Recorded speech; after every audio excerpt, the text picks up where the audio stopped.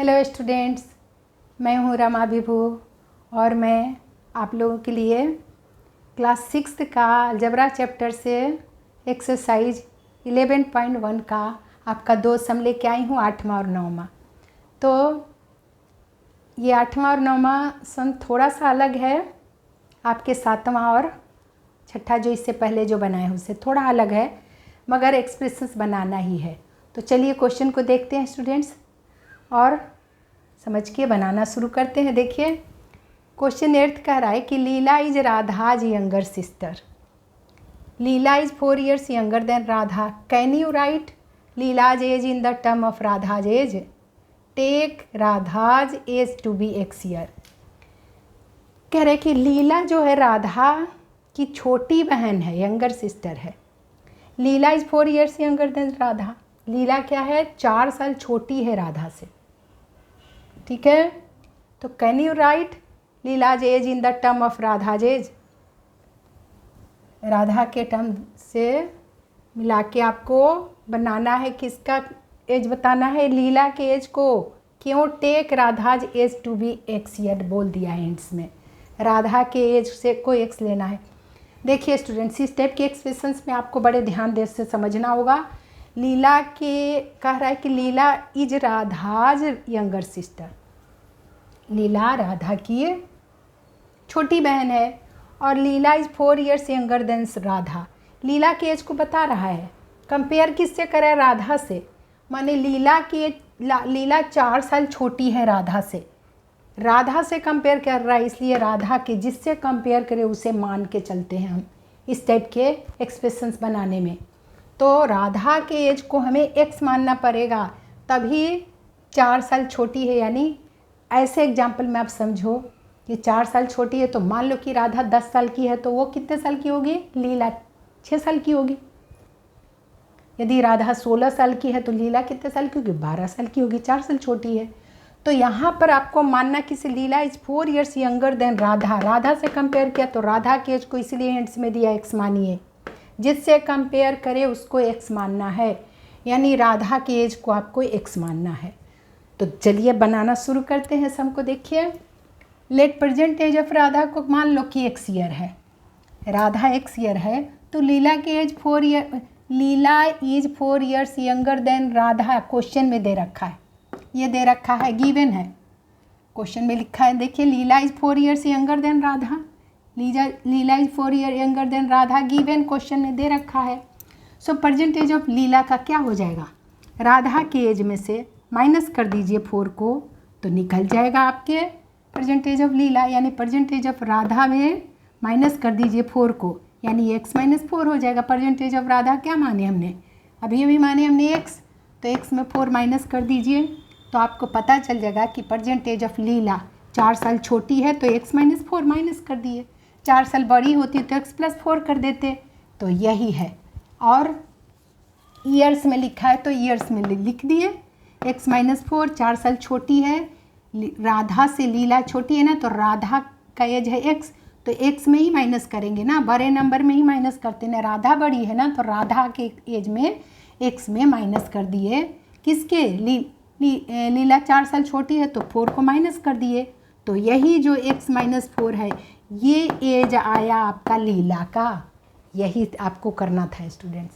तो ऐसे समझ के अब आपको एक्सप्रेशंस बनाने होंगे, और इस तरह से ये तो एक्सप्रेशंस है। अब x - 4 इज इक्वल्स टू कुछ नंबर दे दे 20, कुछ ऐसे, तो उसको इक्वेशन कहते हैं। इसको क्या बोलते हैं? एक्सप्रेशन। जैसा बोला वैसा हमने बनाया, तो ये हो गया आपका, यही आंसर हुआ। 9th चलिए देखते हैं 9th क्वेश्चन क्या कर रहे हैं। 9th का रहा है mother has made laddoos, she gives some laddoos to guest and family members, still 5 laddoos remain. If the number of laddoos mother gave away is L, how many laddoos did she make? वहाँ पर x मानने को बोला राधा के एज को, यहाँ पर लड्डू को बोल रहा है। नंबर ऑफ लड्डू जो मम्मी ने दे दी है गेस्ट में, और फैमिली मेम्बर्स को उसको L माना है। तो देखिए क्वेश्चन क्या करें, mother has made laddoos. Mummy लोग लड्डूज ही बनाती हैं, केक बनाती हैं, अपने बच्चों के लिए कुछ बनाती रहती हैं। तो मदर हैज़ मेड लड्डूज यहाँ बनाई हैं।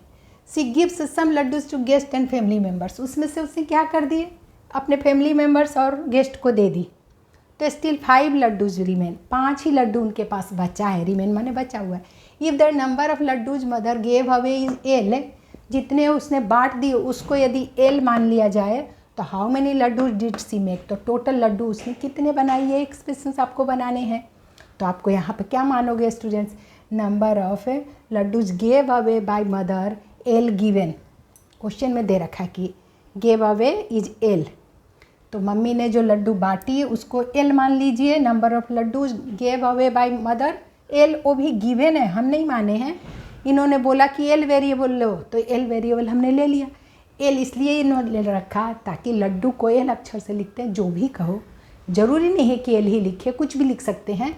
इन्होंने जो क्वेश्चन में दिया हमने लिख दिया, क्योंकि क्वेश्चन में दिया हुआ ही मान के चलना पड़ेगा। एंड 5 लड्डूज रिमेन भी बोला, क्वेश्चन में बोल रहा है कि 5 लड्डू उनके पास बच गए हैं, तो टोटल नंबर ऑफ लड्डूज क्या होंगे, जो बांट दिया, जो टोटल बांट दिया और जो रिमेन है उन दोनों को प्लस कर दो तो वही टोटल नंबर ऑफ लड्डूज हो जाएंगे। Total number of laddoos were made by mother is equals to, क्या लिख सकते हो आप, सेंटेंस में लिखना चाहो तो लिख सकते थे कि number of laddoos gave away by mother plus 5 laddoos remain, ये क्वेश्चन में है। 5 लड्डूज रिमेन, ये भी गिवन है आपका, क्वेश्चन में गिवन है। So total number of laddoos made by mother क्या हो जाएगा, laddoos gave by mother plus 5 laddoo जो रिमेनिंग लड्डू को प्लस कर दो। आप सेंटेंस लिखना चाहो तो लिख सकते हो, total number of laddoos made by mother is equals to क्या हो जाएगा, laddoo is equals to laddoos gave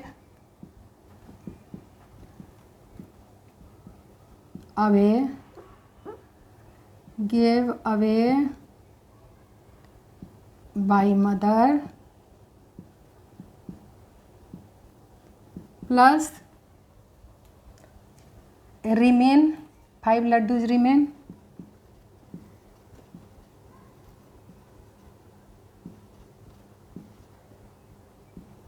उसको प्लस कर दीजिए, यही होगा ना आपका, यही तो बनेगा एक्सप्रेशन। यानी गिव अवे वाला है एल लड्डू को बांटी थी उसने, तो एल प्लस 5 बन गया। देखिए students, laddoo give away by mother is equals to L, और प्लस रिमेनिंग लड्डू कितने थे 5, यही आंसर आ गया, यही आपका एक्सप्रेशंस बन गया। तो इतना बड़ा नहीं लिखना चाहो तो सीधे आप लिख सकते हो total number of laddoo is equals to L plus 5 भी लिख सकते हो सीधे ये, नहीं तो और अच्छे से लिख के दिखाना चाहते हो तो ऐसे लिखो मेरी तरह, total number of laddoos were made by mother is equals to laddoos gave away by mother plus 5 laddoos remain, तो यही एक्सप्रेशंस हो गया स्टूडेंट्स। तो यही था आपका सम। तो आपको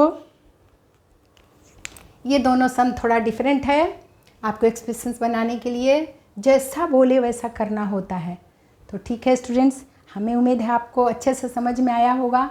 तो रिवाइज करते रहिए, मिलती हूँ अगले सम के साथ, तब तक आप अपना ख्याल रखिए।